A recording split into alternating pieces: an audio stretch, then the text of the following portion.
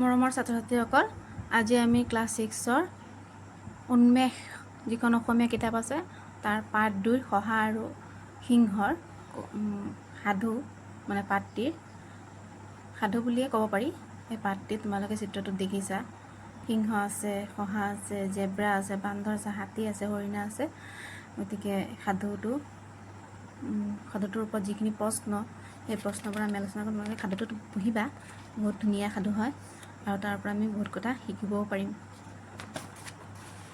গতিকে যিকোনো মানে টান কাম আমি বুদ্ধিৰ বলত সহজে কৰিব পাৰোঁ। যিটো কাম আমি নিজৰ শক্তিৰ বলত বা বলৰ সহায়ত কৰিব নোৱাৰোঁ, সেই কামটো আমি বুদ্ধিৰ বলত একদম অনায়াসে অতি সহজতে কৰিব পাৰোঁ। সেইটোকে এই কথাখিনিকে মানে এই সাধুটোৰ জৰিয়তে আমাক বুজাব বিচাৰিছে। এতিয়া পাঠভিত্তিক প্ৰশ্ন হৈছে, তলত দিয়া প্ৰশ্নসমূহৰ শুদ্ধ উত্তৰটো বাছি উলিয়াই সঠিক বৃত্তটো পূৰ কৰা। জীৱ জন্তুবোৰ অৰণ্যৰ পৰা সিহঁত নোহোৱা হৈ যাব বুলি কিয় ভয় কৰিছিল? উত্তৰটো হ'ব, মন্দমতীয়ে যধেমতে জন্তুবোৰ বধ কৰাৰ বাবে। খ নম্বৰটো তোমালোকে পূৰা কৰিবা।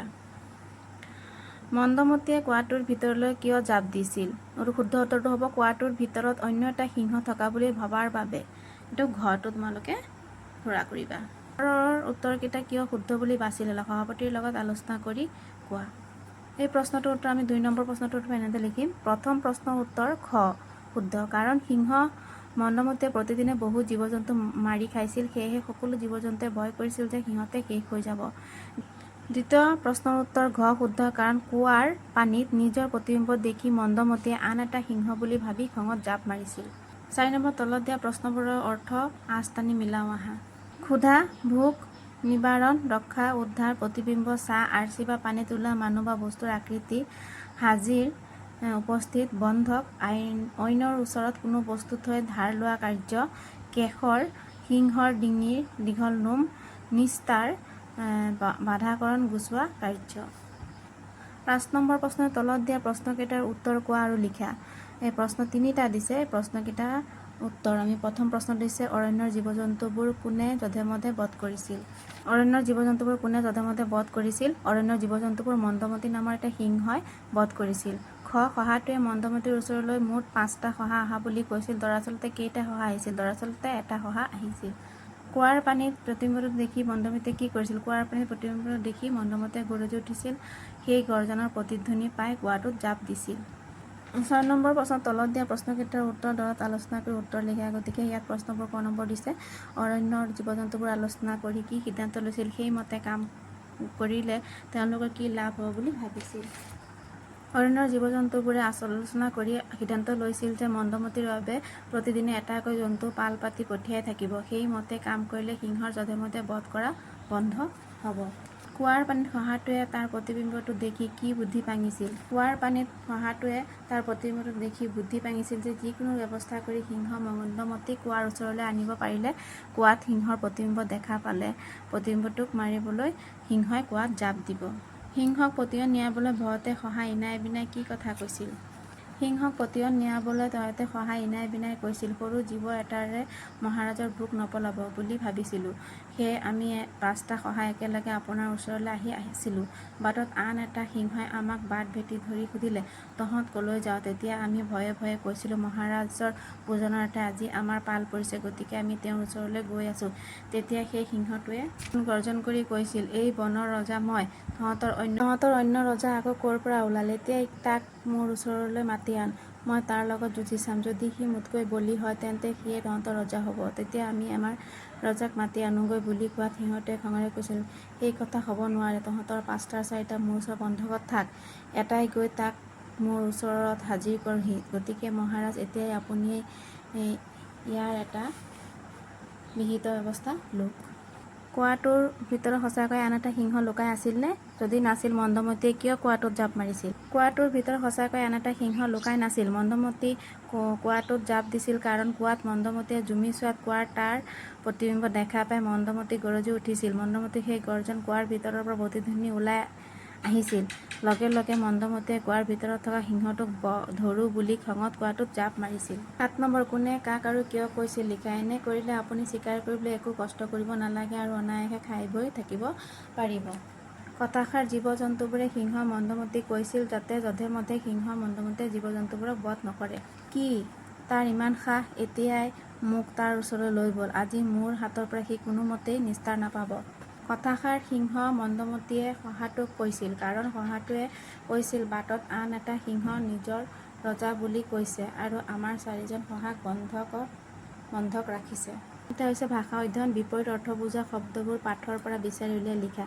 নিৰ্বলি হ'লে বলি হ'ব, সুখ দুখ হ'ব, স্থিৰ হ'লে অস্থিৰ, দূৰ ওচৰ, বৰ্জন গ্ৰহণ, প্ৰজা ৰজা, অসন্মত সন্মত, চঞ্চল শান্ত।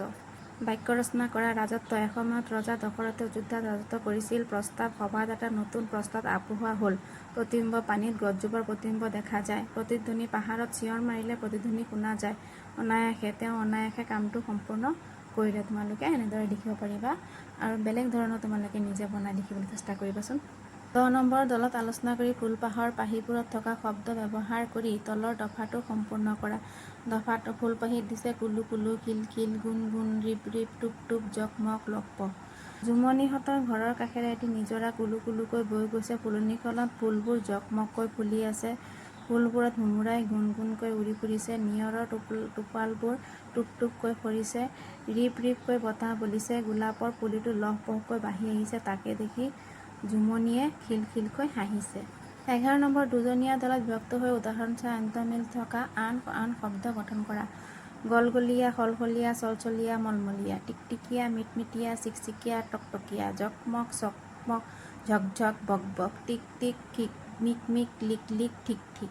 12 নম্বৰ তলত দিয়া দফাটোৰ প্ৰস্তুত স্থানত জ্যোতি চিহ্ন ব্যৱহাৰ কৰা।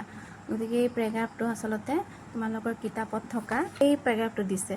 শহাটোৰ কথাখিনি শুনাৰ লগে লগে মন্দমতিয়ে কেশৰ ফুলাই গলগলীয়া মাতেৰে ক'লে। দেশ দিছে। আকৌ কি মানে ঊৰ্ধ্বকমা আৰম্ভ, আকৌ আশ্চৰ্যসূচক চিন দিছে। তাৰ ইমান সাহ, আকৌ আশ্চৰ্যসূচক চিন। এতিয়াই মোক তাৰ ওচৰলৈ লৈ ব'ল। দাড়ি আজি মোৰ হাতৰ পৰা সি কোনোমতে নিস্তাৰ নাপাব। গতিকে চাই তোমালোকে জ্যোতি চিনবোৰ দি দিবা। দাড়ি কমা এইবিলাকক আচলতে জ্যোতি চিন বুলি কোৱা হয়। 13 নম্বৰ তোমালোকৰ পাঠটোত জীৱ জন্তু, লাহে ধীৰে আদি জুৰীয়া শব্দবোৰ পাইছা। এনেধৰণৰ শব্দ আমি দৈনন্দিন জীৱনত প্ৰায়ে ব্যৱহাৰ কৰোঁ। দলত ভাগ হৈ তালিকাত দিয়া ধৰণৰ বিভিন্ন জুৰীয়া শব্দ লিখা। ইয়াত জা জলপান, বা বতৰি, খা খবৰ, থকা মেলা, হাঁহ কুকুৰা, গৰু ছাগলী, যধে মধে, লাহে ধীৰেতো, জয়ে ৰয়ে, জীৱন যাপন, চলন ফুৰণ, খোৱা বোৱা, জীৱন মৰণ, তৰ্জন গৰ্জন, ধীৰে সুস্থে, বুজি শুনি, ঘনে ঘনে, মিটিক মাটাক, এনেদৰে লিখিব পাৰিম। 14 নম্বৰৰ এইবিলাক জ্ঞান সম্প্ৰসাৰণ দিছে। 14 নম্বৰ, 15 নম্বৰ, 16 নম্বৰ। 14 নম্বৰ শহাটোৰ মনত খেলোৱা বুদ্ধিটো সঠিক আছিল নে? দলত আলোচনা কৰি নিজৰ মতামত প্ৰকাশ কৰা। আমি এনেদৰে লিখিব পাৰিম। শহাটোৰ মনত খেলোৱা বুদ্ধিটো সঠিক আছিল, কাৰণ সিংহৰ মন্দমতিৰ কোৱাত পৰি মৃত্যু নহ'লে অৰণ্যৰ সকলো জীৱ জন্তু এটা এটাকৈ খাই শেষ কৰি পেলালে হয়। 15 নম্বৰ দিছে সাধুটোত শহাটোৱে বুদ্ধিৰে অৰণ্যৰ জীৱ জন্তুবোৰৰ প্ৰাণ ৰক্ষা কৰিলে। তোমাৰ অঞ্চলত যদি এটা গড় বা হাতী হঠাৎ ওলায় তেতিয়া তুমি কি কৰিবা? ভাবি কোৱা আৰু লিখা। মই এনেদৰে লিখিছোঁ সৰুকে।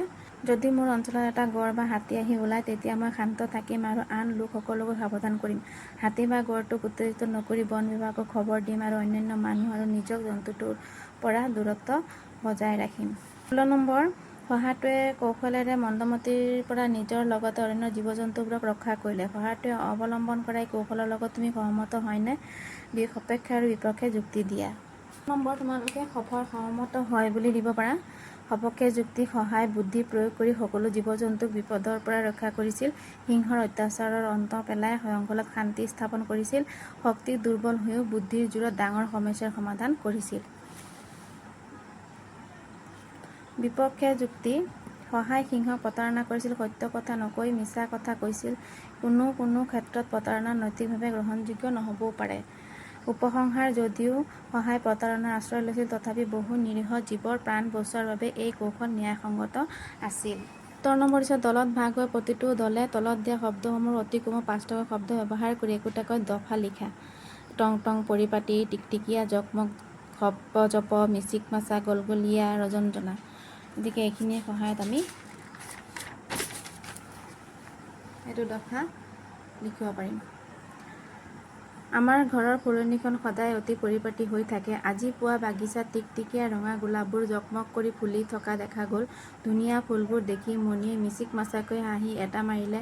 এনেতে দেউতাকে দূৰৈৰ পৰাই নিজৰ গলগলীয়া মাতেৰে আমাক সোনকালে ওলাবলৈ ক'লে।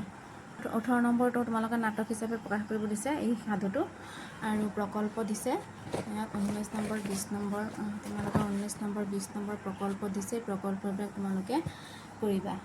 সাধু কেইটামান সাধুৰ কথা ক'ব দিছে, সাধুটোৰ কাহিনী, যিকোনো মানে সাধুবিলাক তোমালোকৰ মাজত আলোচনা কৰিব দিছে, ক'বলৈ দিছে। গতিকে ছাত্ৰ ছাত্ৰীসকল, মোৰ ভিডিঅ'বোৰ যদি ভাল লাগে তোমালোকে লাইক কমেণ্ট শ্বেয়াৰ এটা কৰিবা, আৰু অন্যান্য নেক্সট চেপ্টাৰৰ প্ৰশ্নবোৰ পাবৰ কাৰণে মোৰ চেনেলটো ছাবস্ক্ৰাইব কৰি দিবা। ধন্যবাদ।